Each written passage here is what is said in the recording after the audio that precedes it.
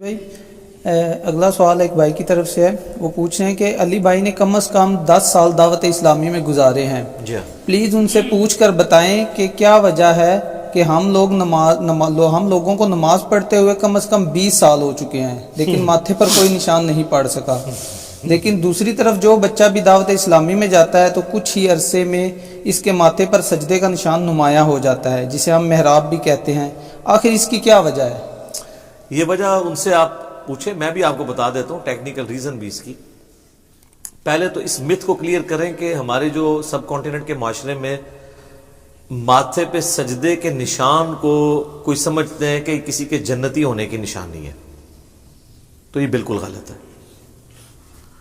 اور یہ خود بھی مانیں گے غلط ہے۔ کسی بریلوی سے پوچھیں کہ تبلیغی جماعت والے کو جو محراب ڈلتا ہے، کہتے ہیں محراب کیا پورا منہ بھی کالا کر لے کو فرق نہیں پڑتا،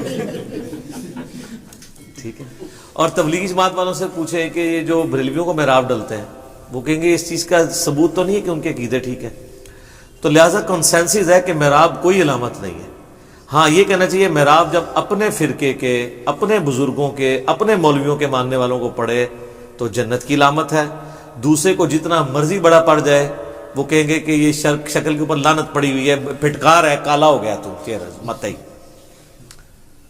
قرآن حکیم میں نبی علیہ السلام کے صحابہ کرام علیہم رضوان کے بارے میں یہ چیز آئی ہے، سورۃ الفتح پارہ نمبر 26 میں، اعوذ باللہ من الشیطان الرجیم، بسم اللہ الرحمن الرحیم، محمد الرسول اللہ صلی اللہ علیہ وآلہ وسلم، محمد اللہ کے رسول ہیں، والذین معہ اشداء علی الکفار، اور جو ان کے ساتھی ہیں یعنی آپ کے صحابہ اور اہل بیت، یہ کافروں پہ تو بڑے سخت ہیں، رحماء بینہم، آپس میں رحم دل ہیں، تراہم رکعا سجدا یبتغون فضلا من اللہ ورضوانا، تم انہیں دیکھو گے رکوع اور سجدے کی حالت میں اپنے رب کی رضا جوئی چاہتے ہیں ہر وقت، سیماہم فی وجوہہم من اثر السجود، اور ان کے چہرے پر سجدوں کے آثار نظر آئیں گے، ذالک مثلہم فی التوراۃ ومثلہم فی الانجیل، اور ان کی یہ صفت تورات اور انجیل کے اندر بھی اللہ نے بیان کی تھی نبی علیہ السلام کے جانثار صحابہ کی علیہم رضوان علیہم السلام اجمعین۔ تو اس سے اپلی لیتے ہیں کہ جی ماتھے پر آثار، تو یہ اس آثار سے وہ کہتے ہیں کہ آثار سے مراد ہے کہ فزیکلی نشان، یہ بھی مراد ہو سکتا ہے، اور چہرے پہ آثار، جب ہم کہتے ہیں کہ اس کے چہرے پہ پریشانی کے آثار نظر آ رہے ہیں تو کیا کوئی فزیکلی کوئی اس میں کوئی تل نکل آتا ہے؟ نہیں، چہرہ لٹکا ہوا ہوتا ہے۔ خوشی کے آثار، جیسے صحابہ کرام کہتے تھے، بخاری مسلم میں حدیث ہے کہ نبی علیہ السلام خوشی میں آپ کا چہرہ جو ہے وہ سورج کی طرح، اور کوئی کہتا ہے تانبے کی طرح، کوئی کہتا ہے تلوار کی طرح چمکتا تھا، ایک ریزیمبلنس کے لیے۔ تو یعنی ان کے اوپر تقوی پرہیزگاری کا اثر نظر آتا ہے کہ ان کے ماتھے اللہ کے سامنے جھکنے والے ہیں، چاہے وہ نشان نظر آئے یا نہ آئے۔ اور ہر بندے کی جلد الگ ہوتی ہے، بعض لوگوں کی جلد کے اوپر جلدی نشان پڑ جاتا ہے، بعض کے نہیں پڑتا۔ اس نشان کو تو چھوڑ دیں، جو ہم تشہد میں بیٹھتے ہیں تو بائیں پاؤں کے اوپر جو نشان پڑتا ہے وہ تو بہت جلدی پڑ جاتا ہے، اس کی وجہ کیا ہے؟ کیونکہ وہ حصہ زمین کے ساتھ زیادہ دیر لگ کے رہتا ہے ایز کمپیئر ٹو سجدے کے۔ سجدے آپ 10 سال کرتے رہے اور پاؤں جو ہے 6 مہینے کے لیے بھی لگائے نا، نشان پڑ جائے گا، کیونکہ وہ 6 مہینے میں سجدہ تو چھوٹا ہوتا ہے نا، تشہد تو بڑا لمبا ہوتا ہے، وہ زیادہ دیر کے لیے وہ ٹچ رہتا ہے، اور پھر صرف تشہد نہیں، 2 سجدوں کے درمیان جو بیٹھتے ہیں آپ، تو اس کا ٹائم پیریڈ، یہ ٹیکنیکل گفتگو ہے سر، پڑھی لکھی سائنٹیفک گفتگو، جو چیز زیادہ دیر ٹچ کرے گی اس کا نشان جلدی پڑے گا۔ تو یہ جو چھوٹے چھوٹے بچوں کو نشانات پڑے ہیں نا، اس کی وجہ یہ ہے کہ دعوت اسلامی کے اندر یہ ٹرینڈ ہے کہ ہمیں زمین پہ نماز پڑھنی چاہیے، یہ افضل ہے، بات ٹھیک ہے، مٹی پہ پڑھنا افضل ہے، میرے اس کے اوپر کلپ بھی ریکارڈڈ ہے۔ آپ دیکھیں گے کہ اہل تشیع کو بھی محراب جلدی پڑھتے ہیں، کیونکہ وہ مٹی کے اوپر سجدہ کرتے ہیں، وہ ٹکی رکھ لیں یا چٹائی جس طرح بھی۔ تو پرانے زمانے میں جو کھجور کی چھال کی چٹائیاں ہوتی تھیں نا، ان پہ جو لوگ نماز پڑھتے تھے نا، تو 1.5-2 سال کے اندر وہ محراب ڈال جاتا تھا۔ آج کل آگے قالینوں پہ نماز پڑھنے سے جلدی محراب نہیں پڑتا۔ تو اب آپ پوچھ رہے ہوں گے کہ دعوت اسلامی کی مسجدوں میں بھی تو قالین ہوں گے، ان کو محراب کیوں پڑ جاتے ہیں؟ تو ان کے جو بڑا مرکز ہے نا کراچی میں، ادھر کوئی قالین نہیں ہے، ڈائریکٹ ماربل کے اوپر نماز پڑھتے ہیں. اور اگر سردیوں میں کبھی قالین بچھانا بھی پڑے صفے تو وہ فرض تو قالین پہ پڑھتے ہیں, سنتیں جا کے زمین پہ ادا کرتے ہیں. میری بھی اپنی عادت ہے کہ مسجد میں میری کوشش ہوتی ہے کہ میں سنتیں زمین کے اوپر ایٹ لیسٹ سجدہ ضرور زمین پہ کروں, یہ سنت ہے. بخاری مسلم میں موجود ہے نا کہ وہ جو ایک شب قدر آئی تھی 21ویں رات, نبی علیہ السلام نے نماز پڑھی تو صحابہ کہتے ہیں آپ نے جب سلام پھیرا تو ہم نے ماتھے پہ کیچڑ کا نشان دیکھا, تو ڈائریکٹ آپ مٹی پہ سجدہ کر رہے تھے نا, تبھی وہ مٹی کا نشان تھا.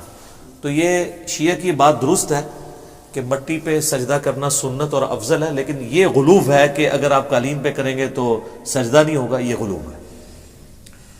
ماربل پہ, زمین کی جنس کی کسی بھی چیز کے اوپر آپ سجدہ کرتے ہیں وہ سنت کے زیادہ قریب ہے, یہ بات ٹھیک ہے. اب چونکہ وہ بچے پڑھتے ہیں زمین پہ نماز, دوسرا فقہ حنفی میں ایک بنیادی چیز ہے جو کسی حد تک درست ہے, کیونکہ بخاری مسلم میں حدیث ہے میرے رب نے مجھے حکم دیا کہ میں 7 اعضاء کے اوپر سجدہ کروں. اور پھر نبی علیہ السلام نے کہا وہ 7 اعضاء کیا ہیں, 2 ہاتھ, 2 گھٹنے, 2 پاؤں اور ماتھا. اور جب ماتھے کا نام لیا تو آپ نے اشارہ ناک کی طرف کیا. یہ جو ماتھا اور ناک یہ ایک ہڈی کنسیڈر ہوتے ہیں. تو یہ فقہ حنفی میں بنیادی مسئلہ لکھا ہوا ہے بار شریعت کے اندر, اس کے اوپر ذرا وہ ایمفسائز کرواتے ہیں کہ چونکہ 7 اعضاء پہ سجدہ کرنا ہے لہذا ماتھے کی ہڈی اور یہ ناک کی ہڈی زمین پر جمنی چاہیے, چاہے قالین کے اوپر آپ پڑھ رہے ہیں چاہے نیکڈ زمین کے اوپر. اگر نہیں جمے گی تو سجدہ نہیں ہوگا, یہ بالکل ٹھیک ہے. بعض لوگ تو میں نے دیکھا وہ ناک لگاتے ہی نہیں زمین پہ, ڈائریکٹ ہی ماتھا ہی لگا دیتے ہیں. سجدہ تو ہو جائے گا لیکن یہ خلاف سنت ہے, ناک کی ہڈی بھی لگنی چاہیے. تو وہ اس میں چونکہ غلوف کرتے ہیں اور وہ کہتے ہیں ناک کی ہڈی لگنا ضروری ہے ادروائز سجدہ نہیں ہوگا. اب وہ ناک کی ہڈی لگانے کے لیے جس کا ناک تھوڑا سا بھی باہر نکلا ہے, چونکہ ناک تھوڑا, وہ زور لگاتے ہیں. جب وہ زور لگاتے ہیں نا تو ماتھے پہ زیادہ زور لگتا ہے, تو اسے محراب پڑ جاتا ہے. اس لیے آپ کو چھوٹے چھوٹے بچوں کو محراب نظر آئیں گے, یہ اس کی ٹیکنیکل ریزن ہے. اور کوئی نہیں ہے کہ کوئی وہاں جانے سے کوئی سوئچ آن ہو جاتا ہے, ایسا نہیں ہوتا. ورنہ اگر آپ ایک شیعہ نمازی کو دیکھیں ایز کمپیئر ٹو ایک سنی نمازی کے, تو شیعہ کو محراب جلدی پڑ جاتا ہے کیونکہ مٹی کے اوپر سجدہ کر رہے ہوتے ہیں. مٹی کے اوپر, کھجور کی چھال کے اوپر, کسی بھی سخت چیز کے اوپر اگر آپ سجدہ کریں گے تو جلدی نشان پڑیں گے, نرم چیز پہ کریں گے تو نہیں پڑیں گے.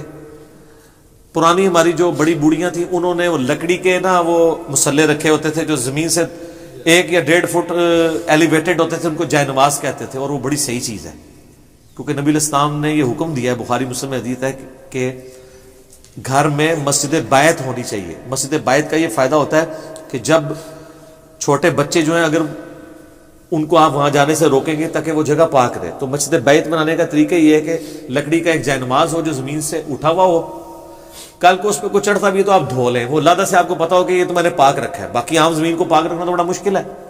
آپ وسوق سے چھوٹے بچوں والے یہ بھی نہیں کہہ سکتے کہ میرا فلاں قالین بھی پاک ہے, اللہ یہ کہ اس کمرے میں بچے جاتے ہیں نا, بچوں کا پتہ ہے جس وقت جدھر مرضی داخل ہو جائے. تو مسجد بیت کا جو کنسیپٹ ہے نا, اس میں اگر آپ دیکھا جائے تو وہ لکڑی کی جائے نماز رکھی جاتی تھی نا, تو اس کے اوپر جو لوگ سجدہ کرتے تھے تو لکڑی کا اثر جلدی پڑتا ہے. شیعہ کے نزدیک لکڑی پہ بھی نماز ہو جاتی ہے کیونکہ وہ زمین کی جنس ہے. تو آج کل وہ اگر مٹی کی ٹکی نہ ہو تو انہوں نے وہ لکڑی کی ٹکیاں بھی رکھی ہوئی ہوتی ہیں. میں خود بھی پریفر کرتا ہوں کہ میں ٹکی تو استعمال کرنے کے حق میں نہیں ہوں, کیونکہ میں سمجھتا ہوں کہ یہ دین کے اندر غلوف ہے. اس کی بجائے اگر کسی کو زیادہ شوق ہے تو وہ ایٹ لیسٹ سجدہ گاہ والی جگہ پہ قالین کے اوپر ایک کھجور کی چھال کی چھوٹی چٹائی جو ہے وہ 4 انچ کی یا 5 انچ کی بنوا لے, ٹھیک ہے, یا ماربل کے اوپر ڈائریکٹ نماز پڑھ لے. جس طرح حرم کے اندر ہوتا ہے کہ آپ وہاں دیکھیں گے شیعہ کو کہ جیسے ہی اقامت ہوتی ہے نماز کی تو وہ ماربل والی جگہ پہ جا کے کھڑے ہو جاتے ہیں, کیونکہ ظاہر ہے وہ قالین تو اٹھوا نہیں سکتے. تو وہ پھر ویسے تو حرم مکہ کے اندر تو گرمیوں کے اندر قالین بھی نہیں ہوتے ہیں, ڈائریکٹ ماربل پہ ہی لوگ نماز پڑھتے ہیں. صرف جب ٹھنڈ ہوتی ہے اس وقت وہ قالین بچھاتے ہیں, کیونکہ ظاہر زمین زیادہ ٹھنڈی ہوتی ہے, وہ ماربل بھی ٹھنڈا ہوتا ہے. تو ٹکی وغیرہ میں نے ادھر ان کو استعمال کرتے ہوئے نہیں دیکھی, شاید وہ شرطیں ان کو منع بھی کرتے ہوں اس لیے, تو اس کا انہوں نے سولوشن نکالا ہوا ہے. تو ماربل والی جگہ آپ کو بہت زیادہ مل جائے گی حرم کے اندر, حرم مکہ میں بھی, حرم مدینہ کے اندر بھی. تو یہ محراب پڑھنے کی پیچھے لاجک یہ ہوتی ہے. آپ بھی سر شوق ہے نا محراب ڈالنے کا, تو آپ بھی ذرا کھجور کی ایک چٹائی خرید لیں, ٹھیک ہے, اور آپ جو سنتیں ہیں نا وہ آپ گھر آ کے ادا کرنا شروع کریں. 1 سال بعد محراب نہ پڑے آپ مجھے پکڑ لیجیے گا, سال سے پہلے ہی پڑ جائے گا. لیکن اس محراب کی وجہ سے کوئی ایسا معاملہ نہیں ہونا کہ آپ کے کوئی جنت دوزخ کا فیصلہ ہونا ہے. یہ بات ٹھیک ہے کہ بخاری مسلم میں حدیث ہے، نبی علیہ السلام نے فرمایا کہ میں اپنے امتیوں کو قیامت والے دن پہچان لوں گا. تو صحابہ نے کہا یا رسول اللہ آپ کیسے پہچانیں گے؟ آپ نے فرمایا کہ اگر بہت زیادہ گھوڑے ہوں اور ان میں ایسے گھوڑے ہوں جو چتکبرے ہوں، جن کے کلرز وائٹ اور بلیک مکس ہوں، تو وہ ممتاز ہو کے نظر نہیں آ جائیں گے؟